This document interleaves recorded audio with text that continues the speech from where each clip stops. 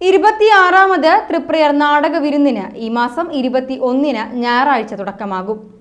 ഇത്തവണ 12 നാടകങ്ങളാണ് തൃപ്രയാർ പ്രിയദർശിനി ഓഡിറ്റോറിയത്തിലെ വേദിയിൽ അരങ്ങേറുക. 21-ന് കൊല്ലം അനശ്വരയുടെ ആകാശത്തൊരു കടൽ എന്ന നാടകത്തോടെ നാടകവിരുന്ന് ആരംഭിക്കും.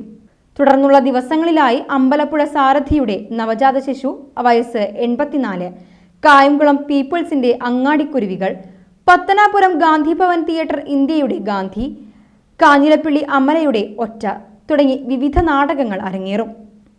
ഒക്ടോബർ 1-ന് ബുധനാഴ്ച വൈകിട്ട് 6:30-ക്ക് നാടകവിരുന്നിന്റെ സമാപന സമ്മേളനം നടക്കും. മികച്ച സഹനടനുള്ള ദേശീയ അവാർഡ് നേടിയ വിജയരാഘവന് സമാപന സമ്മേളനത്തിൽ സ്വീകരണം നൽകും. തുടർന്ന് കോഴിക്കോട് സങ്കീർത്തനയുടെ കാലം പറക്കണ് എന്ന നാടകം അരങ്ങേറും. ഒക്ടോബർ 2-ന് തിരുവനന്തപുരം സംഘക്കേളിയുടെ ലക്ഷ്മണരേഖ എന്ന നാടകത്തോടെ നാടകവിരുന്നിന് സമാപനമാകും. എല്ലാ ദിവസവും വൈകിട്ട് 7 മണിക്കാണ് നാടകം അരങ്ങേറുക.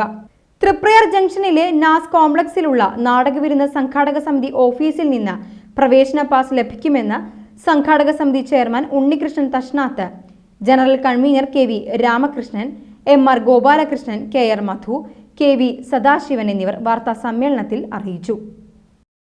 പ്രിയദർശിനിയേക്കാൾ കൂടുതൽ ആളുകളെ ഉൾക്കൊള്ളാനായിട്ട് ഓഡിറ്റോറിയത്തിൽ, നമ്മുടെ TST ഓഡിറ്റോറിയത്തിൽ കഴിഞ്ഞു. കാരണം പ്രിയദർശിനിയിൽ ഒരു 750 മാക്സിമം 700 പേരൊക്കെ ഉൾക്കൊള്ളുമെങ്കിലും നമ്മുടെ അവസാനത്തെ നാടകം ഡ്രാക്കുളയൊക്കെ കളിച്ചപ്പോൾ ഒരു 1000-1200 പേരോളം അത് കാണാനായിട്ട് ഉണ്ടായിരുന്നു.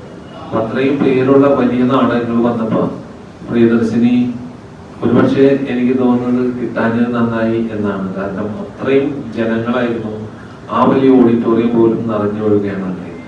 എന്തുതന്നെയായാലും കുറവുകളൊക്കെ ന്യൂനതകളൊക്കെ പരിഹരിച്ചുകൊണ്ട് നമ്മുടെ ഓഡിറ്റോറിയം, സ്ഥിരം ഓഡിറ്റോറിയം തിരിച്ചു കിട്ടിയ ഒരു സന്തോഷം ഈ വരുന്ന 21-ാം തീയതി ഞായറാഴ്ച മുതൽ ചിട്ടവട്ടമായി ഒരു 12 നാടകങ്ങൾ വളരെ കൃത്യതയോടെ നമ്മൾ അറേഞ്ച് ചെയ്തിരിക്കുകയാണ്.